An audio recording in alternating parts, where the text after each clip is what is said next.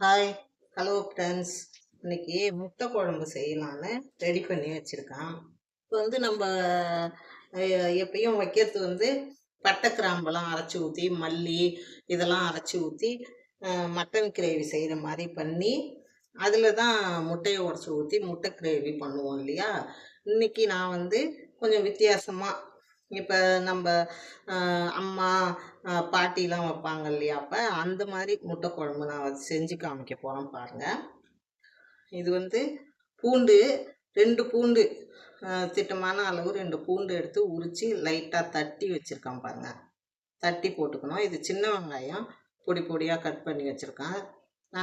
நான் இப்போ ஒரு 3 பேர் சாப்பிட்ற அளவு தான் நான் செய்ய போகிறேன். தக்காளி பொடி பொடியாக கட் பண்ணி வச்சுருக்கேன். முருங்கைக்காய் 2 முருங்கைக்காய் வச்சுருக்கேன். அதுக்கு 3 முட்டை வச்சுருக்கேன். அதுக்கு தேவையான அளவு இந்த எலுமிச்சம் பழம் சைஸு அளவு புளி எடுத்துக்கிட்டா போதும். இவ்வளோ அளவு புளி போதும். இதை நான் இதிலே தேவையான அளவு உப்பு போட்டு ஊற வச்சு நான் புளி தண்ணி கரைச்சி வச்சுட்டேன். இதை பாருங்கள், கரைச்சி வச்சுருக்கேன் போதும். இது வீட்டு மிளகாய் பொடி, வீட்டில் அரைக்கிற பொடி. நான் எல்லா பொருளும் சேர்த்து கலந்து மிளகாய் பொடி அரைச்சி வச்சுருவேன். நான் அடுத்த டைமு பொடி அரைக்கும் போது நான் அதையும் வீடியோ எடுத்து போடுறேன். அரைச்சி பாருங்கள், டேஸ்ட்டாக இருக்கும். பிள்ளைங்கள்லாம் சாப்பிடலாம். தேவையான அளவு உப்பு இதில் போட்டுட்டேன். இது கடுகு வெந்தயம். இப்போ நம்ம வானல் வச்சு தாளிக்க போகிறோம்.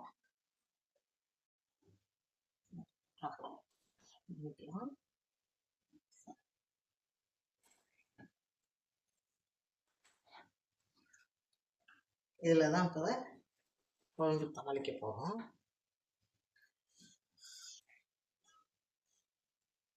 சூடானதும் எண்ணெய் விட்டுக்கலாம். கொஞ்சம் கூட எண்ணெய் போட்டுக்கிட்டோம்னா காரம் கம்மியாக, ரொம்ப காரமாக இருக்காது. கடுகு வெந்தயம் ஒரு அரை ஸ்பூன் கடுகு, அரை ஸ்பூன் வெந்தயம் போட்டுக்கலாம்.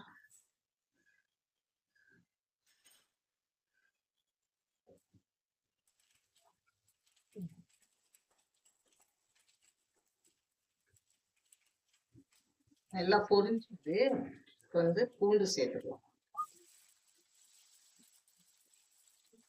பூண்டு சேர்த்து 2 கிண்டு கிண்டிட்டு அதில் அப்படியே வெங்காயத்தை சேர்த்துக்கலாம்.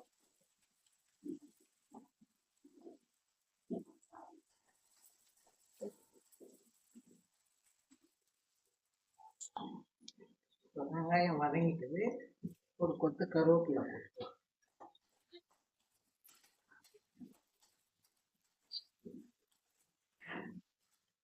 போட்டுக்கலாம். வெங்காயம் கொஞ்சம் வதங்கினதுக்கு அப்புறம் தான் எப்பவுமே நம்ம வெங்காயம் வதக்கிட்டு தான் தக்காளி சேர்த்துக்கணும். அப்பதான் நல்லா வதங்கும். தக்காளி தக்காளி சேர்த்துட்டோம். தக்காளி வதங்கட்டும்.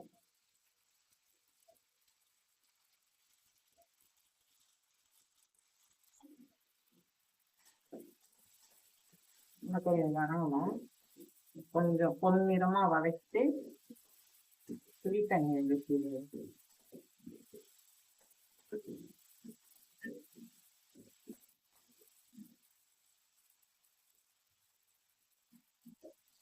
வதக்கினதுக்கப்புறம் மிளகாய் பொடி போட்டுக்கலாம். 3 ஸ்பூன் போட்டா போதும். 3 ஸ்பூனு மிளகாய் பொடி போட்டு அதை கொஞ்சம் கிண்டிக்கணும்.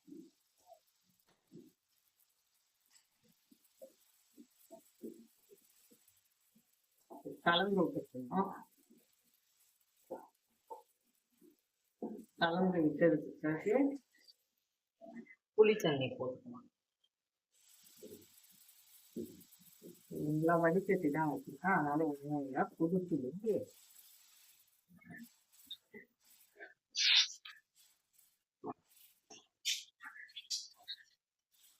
இது குழம்பு கொஞ்சம் கொதிச்சு வரும்போது அப்பதான் நம்ம முருங்கைக்காய் போடணும். முருங்கைக்காய் போட்டு வெந்ததுக்கு அப்புறம் முட்டையை உடைச்சி ஊற்றுறோம். இது போதும். அப்படியே கொதிக்கிட்டோம். நீங்க இதே அளவு வச்சீங்கன்னாக்கா அது டேஸ்டா இருக்கும், நல்லா இருக்கும். குழந்தைங்கலாம் விரும்பி சாப்பிடுவாங்க. இது வந்து மூடி வச்சிடலாம். அப்படியே கொதிக்க. இப்போ வந்து குழம்பு கொதிச்சிருக்கு. திறந்து நல்லா கொதிக்குது பாருங்க. இது இந்த பதத்தில் இப்போ வந்து இதில் முருங்கைக்காய் அள்ளி போட்டுறோம். நம்ம முருங்கைக்காவை போட்டு அது கொஞ்சம் நேரம் முருங்கைக்காய் வேகட்டும்.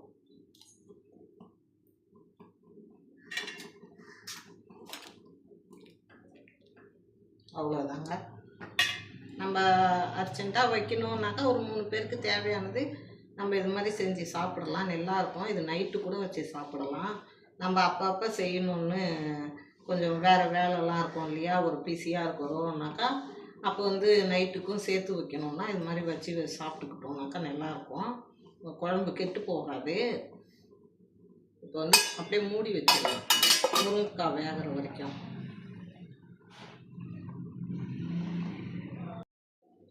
வெந்த பக்கம் இருக்கா வேவலை பாருங்க, பச்சையாகவே இருக்குது முருங்கைக்காய்.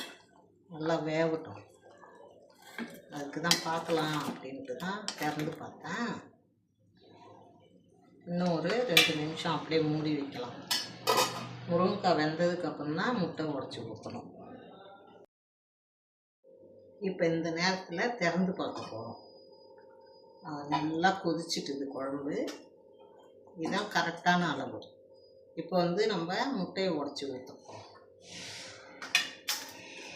3 முட்டையும் உடச்சி ஊற்றிடலாங்க.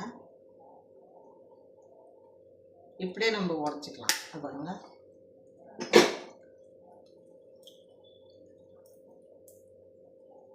முட்டையை ஊற்றிட்டு அப்படியே கிண்டாமல் இருந்தோன்னு வச்சுக்கிங்களா. கிண்டாமல் இருந்தோன்னு பார்த்தோன்னா அப்படியே முட்டை வந்து முழுசாகவே இருக்கும், ஆம்லேட்டில் போடுற மாதிரி. அப்போ பசங்களுக்கு தொட்டுக்கையாகவும் நம்ம எடுத்து சாப்பிடலாம். பசங்களுக்கும் கொடுக்கலாம், நம்மளும் சாப்பிட்டுக்கலாம்.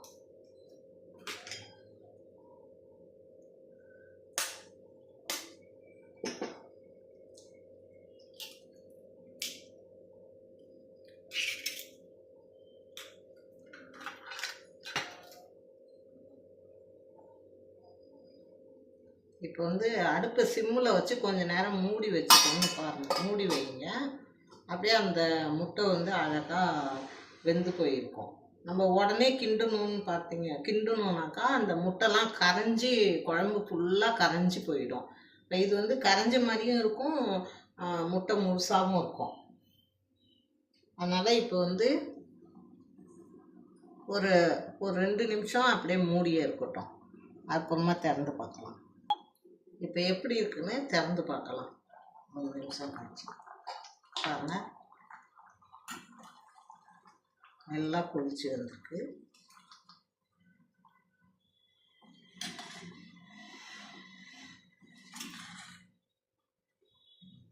முட்டை வந்து இன்னும் வேகணும். பார்க்கறதுக்கே அவ்வளோ அழகாக இருக்குது பாருங்க. இதை மாதிரி குழந்தைங்களுக்கு வச்சு கொடுங்க. நம்மளும் சாப்பிட்லாம், பெரியவங்களும் சாப்பிட்லாம். நம்ம டெய்லி என்ன சமைக்கணும்னு இருப்போம் இல்லையா. ஹவுஸ் ஒய்ஃப்னாலுமே என்ன சமையல், காலையில் எழுந்தாலுமே என்ன சமையல், என்ன இன்னைக்கு குழம்பு வைக்கலாம், டிஃபன் செய்யலாம் அப்படின்னு தான் நமக்கு யோசனையாக இருக்கும். அப்போ ஒரு நாள் நம்ம இந்த வச்சு சாப்பிட்டோம்னு பார்த்தீங்கன்னா நல்லாயிருக்கும். உடம்புக்கும் ஹெல்த்தியாக இருக்கும், குழம்பும் கெட்டு போகாது. இந்த வீடியோ பிடிச்சிருந்தா லைக் பண்ணுங்கள், ஃபாலோ பண்ணுங்கள். என் வீடியோவை சேவ் பண்ணி வச்சுக்கிட்டு பாருங்கள். நான் இப்போ தான் புதுசாக போட்டுட்ருக்கேன். நான் இன்னும் உங்களுக்கு வீடியோ போட்டுக்கிட்டு இருக்கிறேன். கொஞ்ச நேரம் மூடி வச்சிடலாம். இப்போ திறந்து பார்க்கலாம். நல்லா கொதிச்சுட்டுது குழம்பு. அருமையாக இருக்குது பாருங்கள், ரொம்ப நல்லா இருக்குது. இது மாதிரி நீங்கள் செஞ்சு பாருங்கள். என் வீடியோவை சேவ் பண்ணி வச்சுக்கோங்க, செஞ்சு பாருங்கள். அடுப்பை ஆஃப் பண்ணிடலாம். இப்போ வந்து கொஞ்சம் சாதம் இருக்கலாம்.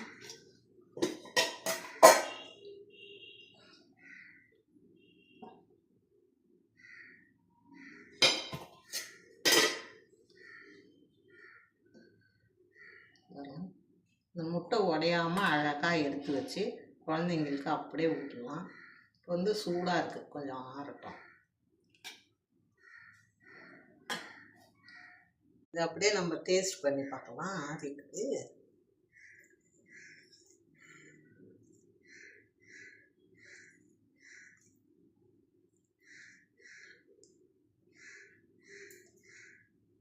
அப்படியே இதுக்குள்ளே வைக்கிறோம். ரொம்ப அருமையாக அன்லிமிட்டடாக இருக்குங்க. பாருங்கள், நீங்கள் செய்யுங்க. தேங்க்யூ.